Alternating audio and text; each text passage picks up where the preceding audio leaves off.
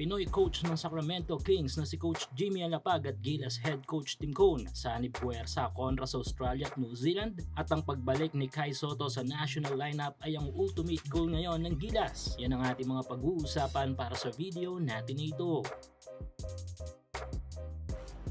So ilang linggo na lang ay magaganap na ang may tuturing na matinding dalawang mga laban ng ating national team na Gilas Pilipinas dito sa FIBA World Cup Asian Qualifiers, kung saan ay makakasagupa natin ay ang dalawang pinakamalakas na team sa Asia. Ito nga yung New Zealand at Australia. Literal na nailagay talaga tayo sa group of death, hindi ba? Kaya naman dapat ay isagad na ng ating national team ang pinakamatindi nating paghahanda kung sakali, dahil nga di biro mga laban na ito. Kaya naman gumawa na ng isang akbang si Gilas head coach Tim Cone upang mapalakas di lang ang ating mga malalaro, kundi pati na rin ang ating coaching staff. At sa larawan na ito ay malinaw kung ano ang bagay na ginawa ng PBA champion coach. Yes, ang pakipagsanib puwersa sa ating isa pang Pinoy personality sa NBA na si Coach Jimmy Alapag. Sa larawan ng mga ito mula sa post ng PBA Best Import at PBA Champion na head coach na ngayon na UAP, ay makikita ang tila naging pag-uusap ni Coach Tim at Coach Jimmy. Bilang Gilas legend ay paniguradong hindi mawawala sa usapan na ito ang Gilas at syempre ang mga magiging laban natin this World Cup Qualifiers. Suportahan ang inyong paboritong team sa PBA, NBA at PBL o kahit pa nga sa mga overseas league. Full details sa comment section. At kung sakaling hindi naging bahagi ng coaching staff ng Kings si Coach Jimmy, ay malamang sa malamang ay bahagi ito ng coaching staff ng Gilas.